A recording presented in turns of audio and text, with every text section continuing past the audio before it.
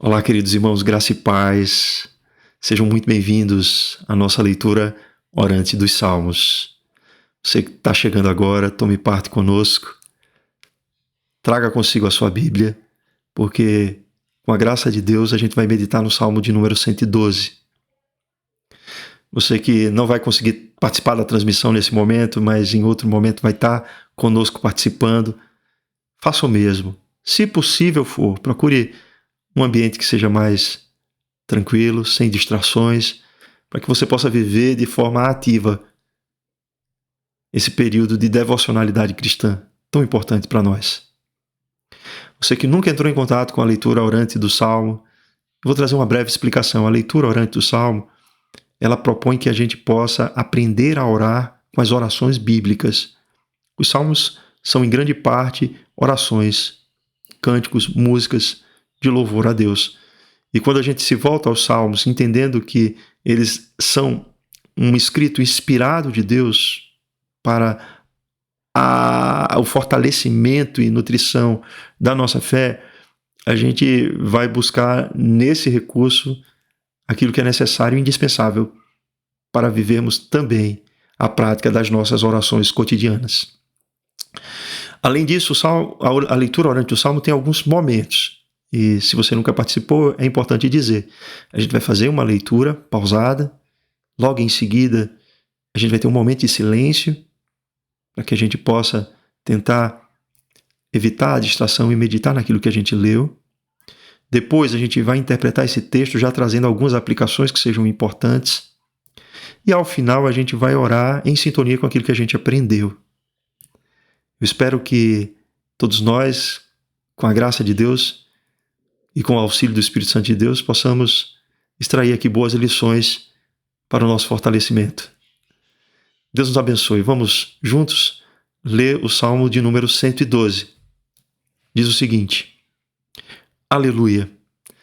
Bem-aventurado o homem que teme ao Senhor e se compraz nos seus mandamentos. A sua descendência será poderosa na terra. Será abençoada a geração dos justos. Na sua casa há prosperidade e riqueza, e a sua justiça permanece para sempre. Ao justo nasce luz nas trevas. Ele é benigno, misericordioso e justo. De todo homem que se compadece e empresta, ele defenderá a sua causa em juízo. Não será jamais abalado, será tido em memória eterna. Não se atemoriza de más notícias. O seu coração está firme e confiante no Senhor. O seu coração, bem firmado, não teme, até ver cumprido nos seus adversários o seu desejo. Distribui, dá aos pobres. A sua justiça permanece para sempre, e o seu poder se exaltará em glória. O perverso vê isso e se enraivece, range os dentes e se consome. O desejo dos perversos perecerá.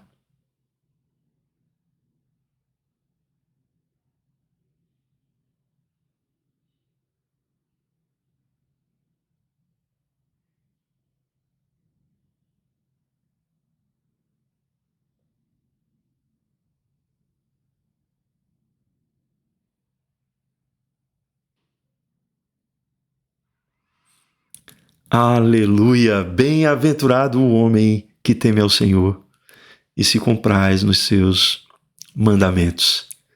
Amados irmãos, esse salmo aqui, ele não é um salmo solto dentro do livro dos Salmos. Esse salmo, por vezes, é considerado um salmo gêmeo do salmo anterior. Explico por quê. Porque o salmo anterior, ele tem palavras que são repetidas nesse salmo. Ele começa também com aleluia, louvado seja o Senhor, Deus seja louvado. E ele traz aí, parece que uma complementariedade ao salmo que a gente está lendo hoje. O salmo anterior, ele trata a respeito da grandeza de Deus, dos atributos de Deus, que Deus deve ser louvado por quem Ele é. Já esse salmo trata de como aquele que tem um relacionamento com Deus deve viver e se comportar. Então a gente tem nesses salmos uma sintonia que nos faz pensar nas tábuas da lei, não é verdade? A gente tem na primeira tábua dos 10 mandamentos como deve ser o relacionamento do ser humano com Deus. E na segunda tábua, como deve ser o seu relacionamento com o próximo. É por isso que o resumo da lei é amar a Deus sobre todas as coisas e amar o próximo como a si mesmo. Esse salmo, que começa com a conclamação de louvor ao nome de Deus, nos faz perceber como deve ser a atitude daquele que vive esse relacionamento com Deus, que é chamado no texto do salmo de justo. O justo é aquele que vive um relacionamento com Deus, em contraste com a atitude dos ímpios, que é chamado no salmo de perverso. Como essas atitudes são diferentes e como o ímpio, o perverso, inveja a atitude daquele que é justo e trama contra esse justo o mal, se enraivece, faz com que sua vida seja uma vida de insatisfação quando comparada à vida do justo. O que a gente pode já de antemão tirarmos de lição desse salmo? É que quando a gente faz essa leitura desse salmo, entendendo quem é o Senhor que está sendo falado aqui, que é o Deus da aliança, a gente entende que essa aliança, ela é quem proporciona para nós um relacionamento com Deus. Nós não nos relacionamos com Deus de maneira direta. A gente se relaciona com Deus por meio de uma mediação.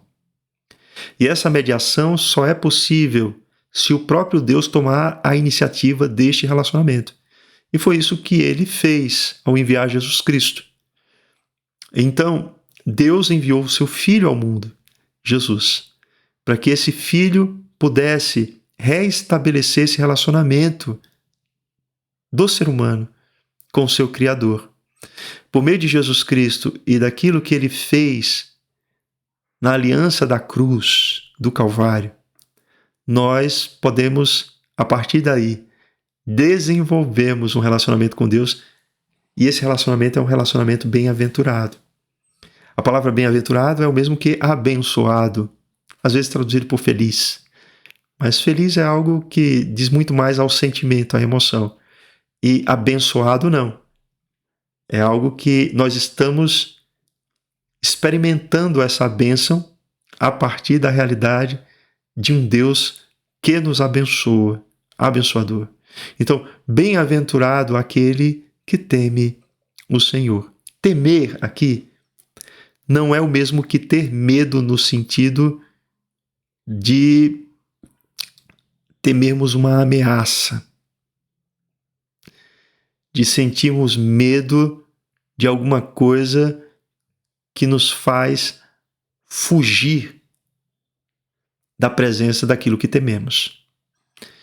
Temer aqui é reconhecer aquilo que está no Salmo 111, quem Deus é e quem nós somos. E a partir desse reconhecimento, viver um relacionamento pela mediação de Cristo Jesus com esse Deus.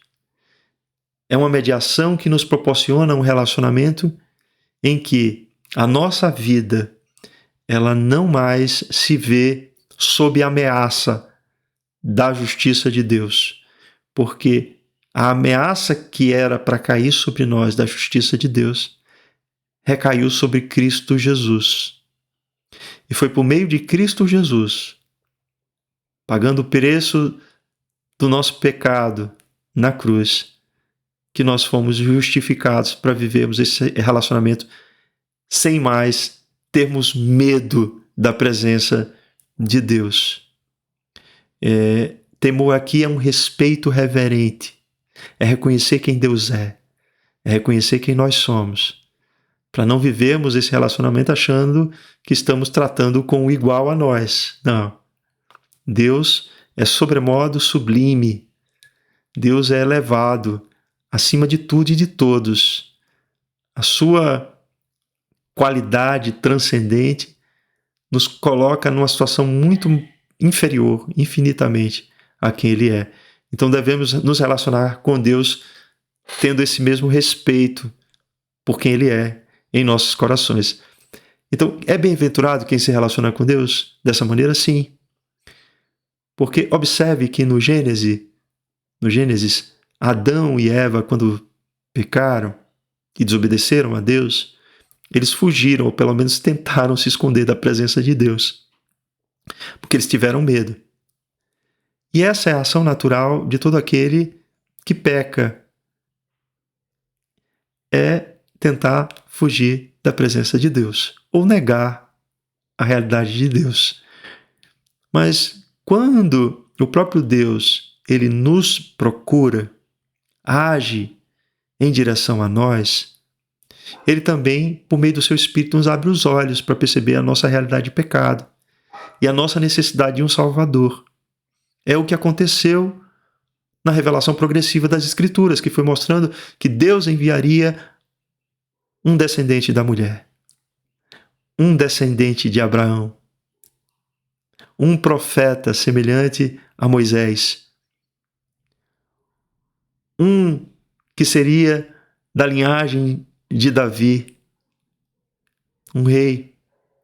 E esse que Deus enviou foi Cristo Jesus, como está claramente registrado nas páginas do Novo Testamento.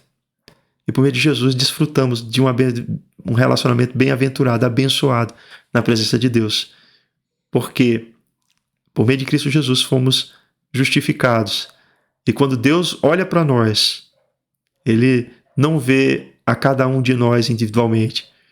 Ele vê entre nós e Ele, o seu Filho. Esse Filho que Ele ama. Esse Filho que ofereceu a vida dele em nosso favor para nos comprar para si. Observe que o homem que teme ao Senhor, ele também é o homem que se compraz em seus mandamentos, ou seja, ele busca a palavra de Deus. Ele busca aprender sobre a vontade de Deus na palavra de Deus. Os mandamentos, embora acusem a nossa vida quanto aos nossos pecados e quanto àquilo que temos feito em desacordo com a vontade de Deus para nós, são os mesmos mandamentos que nos fazem saber como devemos nos comportar e agir, uma vez que já temos um relacionamento com Deus. Embora não tenhamos sido salvos pelas obras, mas Deus nos salvou para as boas obras. E como é que a gente sabe a vontade perfeita de Deus? Através daquilo que está revelado na palavra de Deus.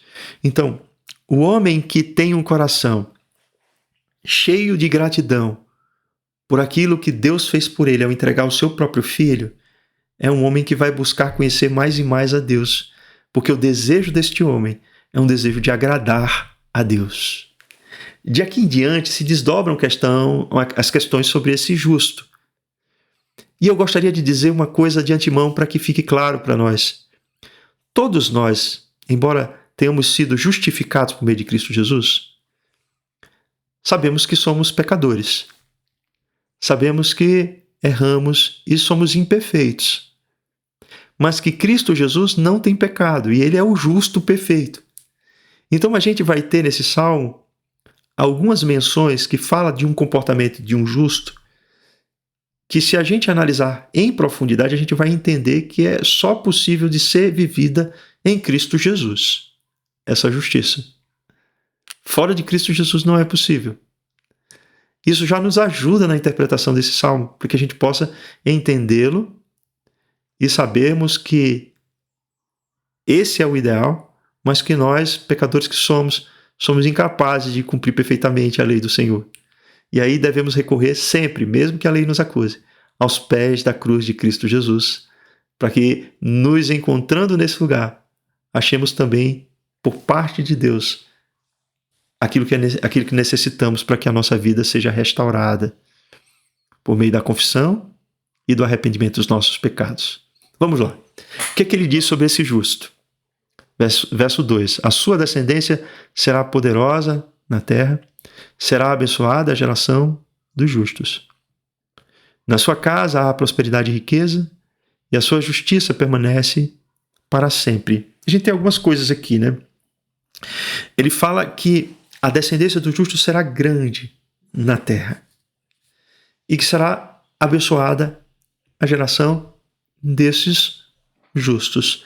A gente entende algumas coisas aqui que são importantes. Primeiro, a respeito do mandato social. Deus, ele nos criou não para si próprios, não para vivermos de forma autossuficiente, mas para que possamos multiplicar, encher a terra e nos relacionarmos uns com os outros. Ou seja, Deus nos criou para o exercício do amor.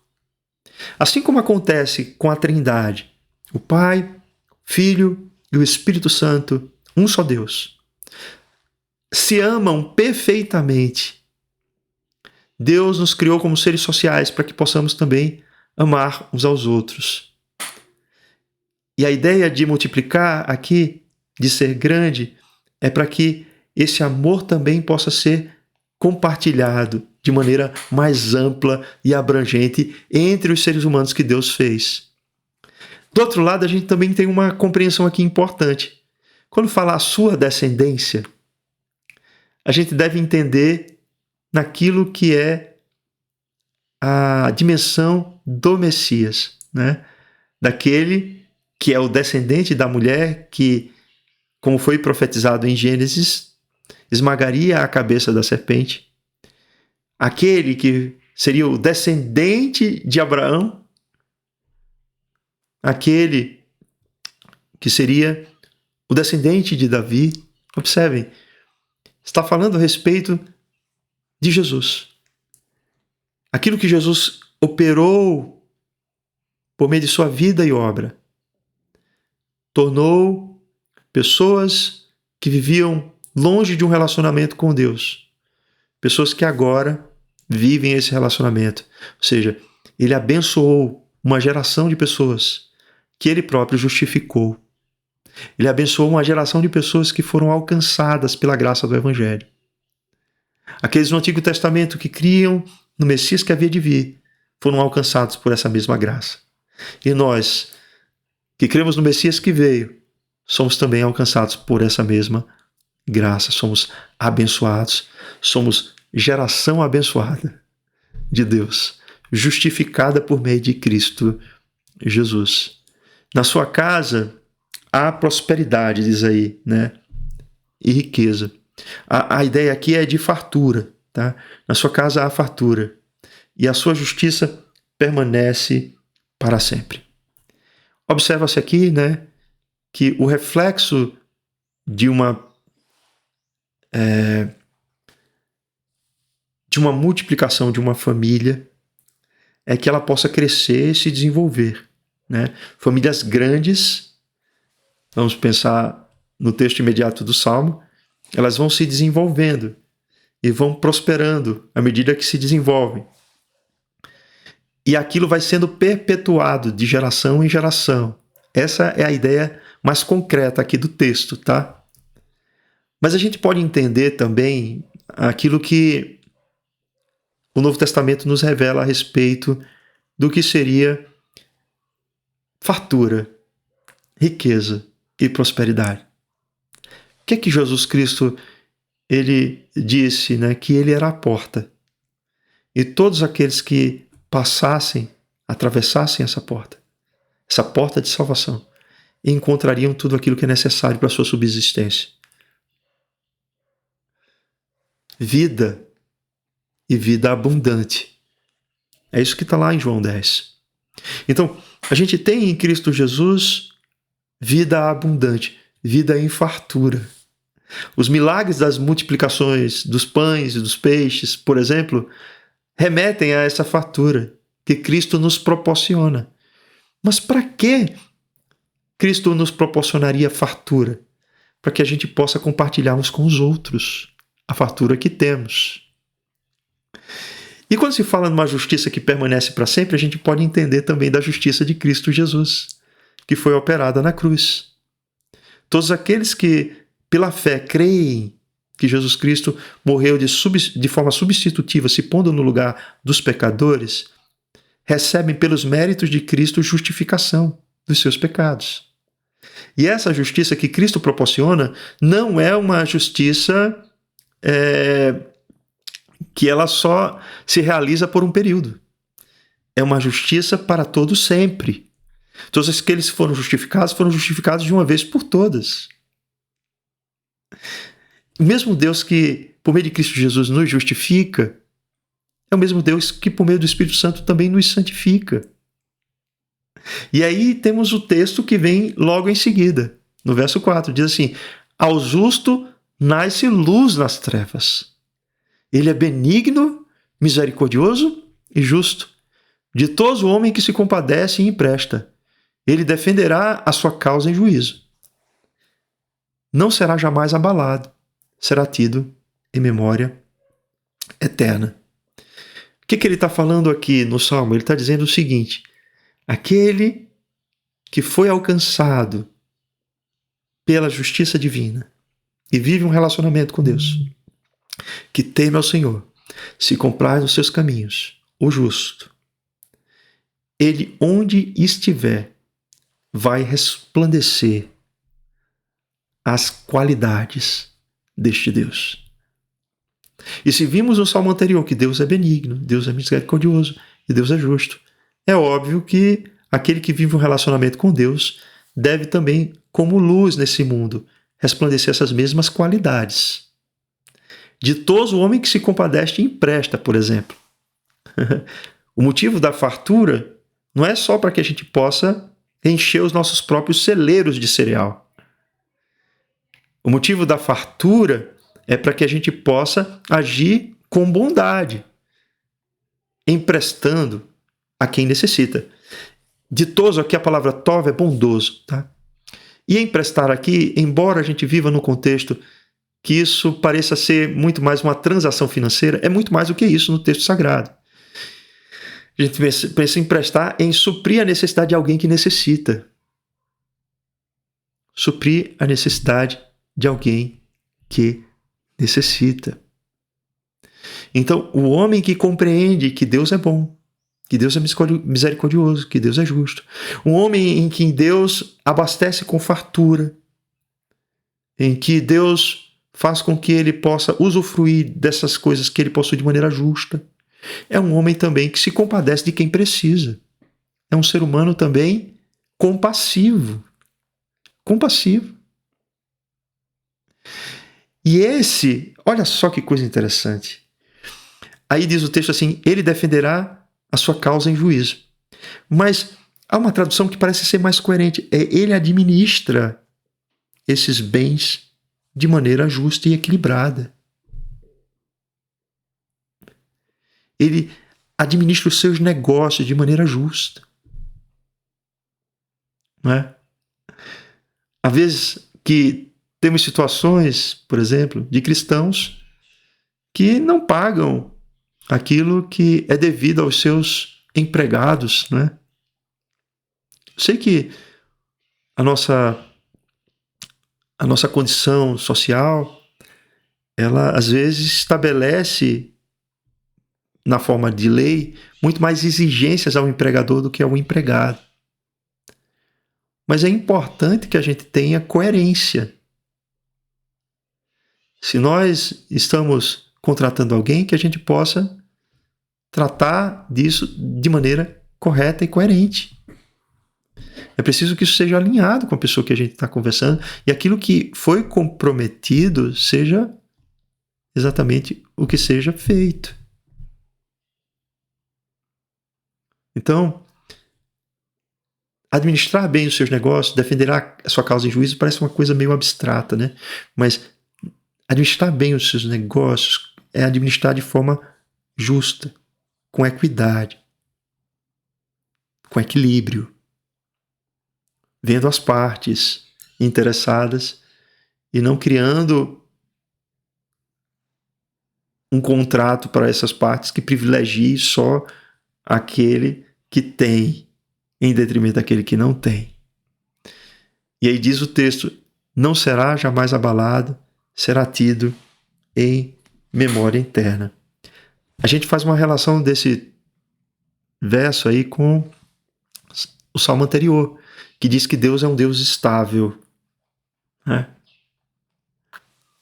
O problema é que nós não somos, né? Há pessoas que são mais instáveis do que outra, diria. Mas todos nós temos as nossas instabilidades. Então, o proceder daquele que é santificado pela presença do Espírito Santo de Deus, refletindo em luz o caráter de Deus às outras pessoas, deve estar sustentado, deve estar alicerçado, não em si mesmo, mas no próprio Deus, porque Deus é estável. Deus, ele não tem mudança nem sombra de variação e todo bem procede dele. É só dessa maneira que a memória do justo se eterniza, né? Quando a memória do justo glorifica a Deus nas suas atitudes. Porque enquanto se glorifica a Deus, Deus é eterno. Então essa memória vai estar sendo renovada em louvor ao nome do Senhor. Aleluia! Louvai ao Senhor. Então temos isso aqui muito claramente desenhado no Salmo. Mas vamos adiante, né? Diz o Salmo o seguinte, no verso 7. Esse justo não se atemoriza de más notícias. O seu coração é firme, confiante no Senhor. O seu coração bem firmado não teme, até ver cumprido nos seus adversários o seu desejo. Aqui entra um ponto, né, que reforça a ideia anterior de firmeza. Uma pessoa que está vivendo conscientemente, sustentado por Deus, é uma pessoa que não vive de maneira a confiar nos seus próprios esforços e bens, mas ela confia no Deus que a sustenta. Então, as más notícias, elas podem até criar uma instabilidade momentânea nas nossas vidas. Mas como a nossa confiança, ela não deve ser posta na nossa própria capacidade e habilidade, a gente precisa reordenar a nossa confiança para o lugar certo, para aquele que é estável, que é Deus. Entenderam? Deus é estável, nós somos instáveis. Então, se a nossa confiança está em nós mesmos, imagine, né? Se a nossa fé fosse uma característica apenas pessoal, não fosse um dom de Deus. Por hora teríamos fé, por hora não teríamos, veríamos essa oscilação constantemente. Mas aquele que está firmado em Deus, que é estável, tem um coração também estável, confiante no Senhor. Mesmo que venham as más notícias, porque elas virão. Tem um exemplo melhor do que o exemplo do Jó? Se você vai olhar o que aconteceu a Jó, é algo que é surpreendente, porque ele em poucos momentos perdeu tudo o que tinha. Em poucos momentos perdeu depois, em momentos em seguir, perdeu depois seus filhos. Momentos depois, ele perde a sua saúde. Então, isso vai criando uma fragilização cada vez maior. E se Jó estivesse apenas confiante nele mesmo, ele não seria capaz de suportar o que ele enfrentou. Porque a confiança de Jó não estava nele, estava em Deus. Estava firmado o coração dele no Senhor. O seu coração, bem firmado, não teme, até ver cumprido nos seus adversários o seu desejo. O que acontece muitas vezes? A gente, quando se depara com más notícias, e essas notícias nos apontam para injustiças, especialmente para injustiças, né? O que vai acontecer, né? a gente passa a imaginar que talvez essas injustiças vão durar para sempre. E nessa nossa imaginação, que somos criativos à beça, a gente passa também a querer encontrar soluções humanas para resolver o problema da injustiça que há no mundo. E todas as vezes que as pessoas buscam soluções, né, que sejam soluções da própria natureza pecadora do ser humano, para resolver um problema de injustiça, o que vem é mais injustiça ainda, né? Se a gente, por exemplo, lida com a violência com mais violência, o resultado não vai ser bom. Compreendem, né? É por isso que somos chamados não a confiarmos na nossa própria justiça, mas na justiça de Deus. Porque, na maioria das vezes, a nossa própria justiça é vingativa. Ela não é exercitada na vontade de Deus. Então, quando a gente coloca nas mãos de Deus as injustiças, aquilo que vem nos afrontar, a gente está dizendo que a gente confia que Deus sabe o que é melhor e que Deus agirá a contento, de acordo com aquele que é o seu padrão de justiça. E o padrão de justiça de Deus, meus irmãos, não é o nosso. O padrão de justiça de Deus é que a gente ore pelos nossos inimigos, né? Assim, mesmo que seja para que Deus aplique a justiça neles. Mas esse é o padrão. Não é para que a gente fique assim buscando formas de efetuar a justiça com as nossas próprias mãos. Isso é justiçamento, isso não é justiça. Quem faz isso é justiceiro, não é justo. O cristão não é justiceiro. O cristão, ele deve viver uma vida que reflita a justiça de Deus. A justiça de Cristo Jesus, o justo. Vamos lá, né? E aí ele retoma a ideia daquele que se compadece e empresta. Ele diz assim, no verso 9, distribui, dá aos pobres, a sua justiça permanece para sempre, e o seu poder se exaltará em glória. Por que ele está dizendo isso aqui de uma forma repetida? É porque ele está sintetizando o que ele estava dizendo tudo antes. Ele está dizendo o seguinte, o justo, aquele que em Deus o abençoa, aquele que Deus faz com que a sua descendência seja poderosa e na sua casa haja fartura, aquele que vive de acordo com os padrões do relacionamento que são estabelecidos pelo próprio caráter de Deus, trazendo luz a esse mundo, é alguém que de fato se compadece dos outros. É alguém que de fato vê a justiça não como um justiçamento, mas como a justiça de Deus, que a nós que somos pecadores, nos tratou com benevolência e misericórdia. Então o justo não é alguém invejoso, cobiçoso do que é alheio. O justo se compraz nos mandamentos de Deus. E por fim, aí vem o contraste, né? No verso 10. O perverso vê isso e se enraivece, range os dentes e se consome. O desejo dos perversos perecerá. Esse é um ponto de contraste muito evidente. Ele está dizendo que os perversos invejam o justo.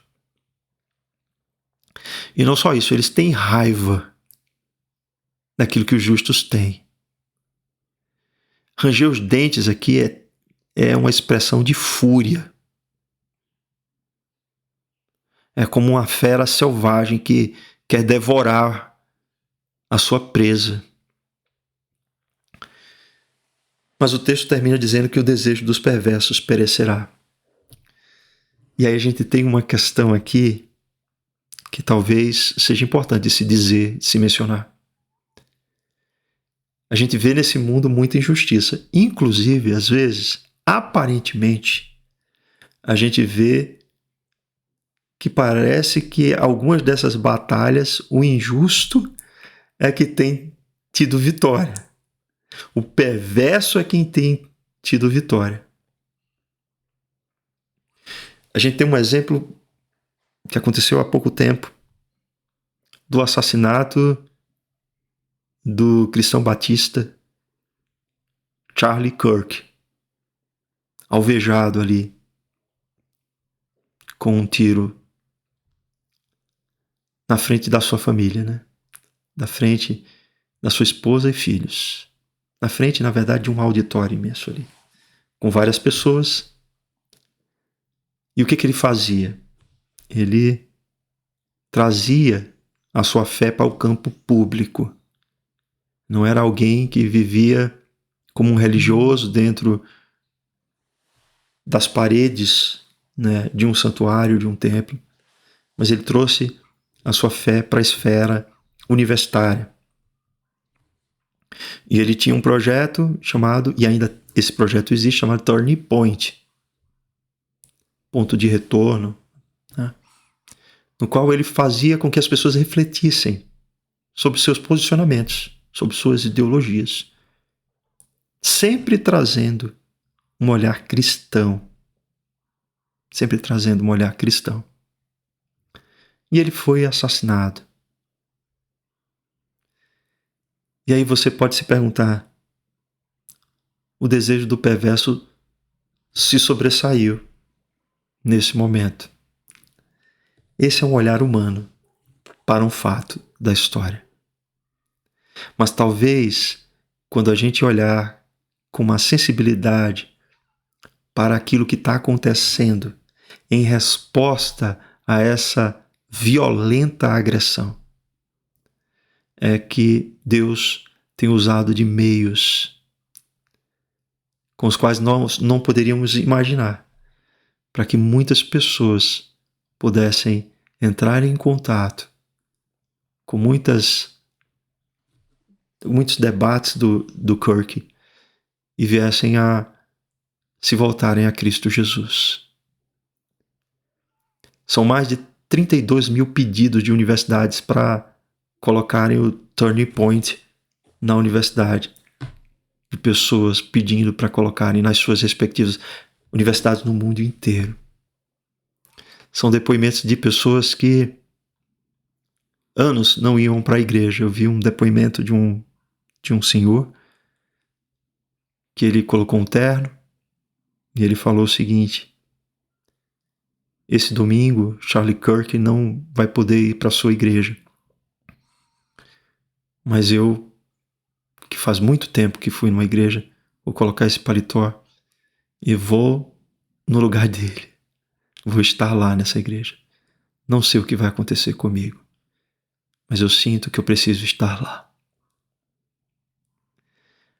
Há coisas que não compreendemos a respeito do desejo de Deus, da vontade soberana de Deus e daquilo que Ele permite acontecer.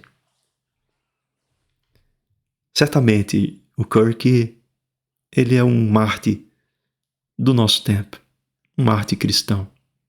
Morreu porque defendia valores e defendia uma justiça que esse mundo já não mais reconhece.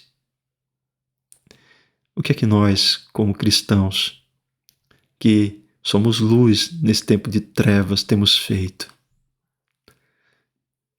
Que com essa reflexão a gente possa fazer também a nossa oração final. Vamos fechar os nossos olhos.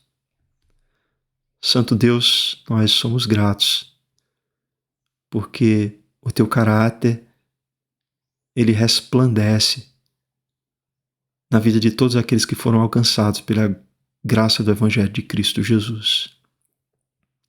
Louvamos o teu nome, Senhor, porque fomos abençoados pela tua presença e o teu Espírito habita em nós. Que possamos, Senhor, em santo temor e reverência, sempre te buscar, mesmo quando o nosso coração ele transgride a tua lei, para que tenhamos prazer em te agradar, arrependidos dos nossos pecados, arrependidos das nossas faltas. Sabemos que teu Filho Jesus Cristo é o descendente que veio ao mundo para cumprir a missão de nos justificar. Nós que não somos capazes de produzir nenhum tipo de justiça para a nossa salvação. Por meio de Cristo Jesus, fomos resgatados para um relacionamento contigo. E esse relacionamento que vivemos é um relacionamento abundante da vida de Cristo Jesus em nós, que é o teu Espírito Santo. Essa justiça que operaste nos nossos corações é uma justiça que ela é para sempre. Portanto, Senhor, nos faz refletir o teu caráter. Nos faz como luzeiros num mundo de trevas, para que possamos agir de maneira piedosa, benigna, compassiva e justa. Senhor Deus, tu que és bondoso e te compadeces de nós e nos concedes a graça de Cristo, do Evangelho de Cristo, ajuda-nos também a sermos misericordiosos e nos compadecermos uns dos outros, ajudando-nos mutuamente a todos que têm necessidade, para que administremos bem os negócios que tu nos tens posto em nossas mãos. Administremos de maneira justa e equilibrada. Nos ajuda, Senhor, porque por vezes não entendemos que a tua justiça não é a nossa justiça, para que não fiquemos presos nos nossos próprios raciocínios. Ajuda-nos, Senhor, para que o nosso coração possa se derramar na tua presença, para que a nossa confiança não esteja em nós mesmos, mas estejamos firmados no alicerce, na rocha, que é Cristo Jesus, de modo que más notícias não venham roubar a nossa paz. Afinal de contas, tu estás no controle e no domínio de todas as coisas. Tu reinas soberanamente sobre tudo. Acalma o nosso coração, Senhor. Acalma o nosso coração, para que não hajamos, Senhor, de forma a aplicar a nossa justiça própria, porque ela, na maioria das vezes, é falha. Na maioria das vezes, ela não leva em consideração o amor e a misericórdia que nos alcançou. Perdoa-nos, Jesus. Perdoa-nos, Senhor. Ó Deus, diante dessa realidade, nos ensina, Senhor. Nos ensina, por meio da justiça de Cristo, a viver vidas que possam testemunhar do Evangelho. A semelhança da vida do Kirk, Senhor, do Charlie Kirk. Que nesse momento, Senhor, colocamos toda a família dele em oração, para que tu possas, Senhor, ajudá-los nesse luto tão difícil. Mas reconhecemos, ó Deus, que o desejo dos perversos não prevalecerá. Reconhecemos, ó Deus, que tu estás no controle de todas as coisas, até mesmo daquilo que nós não entendemos, para que tu sejas glorificado. Aleluia. Louvado seja o teu nome, ó Senhor. Essa é a nossa oração. Em nome de Cristo Jesus, teu Filho. Amém e amém. Que Deus nos abençoe. Até a próxima leitura orante dos Salmos.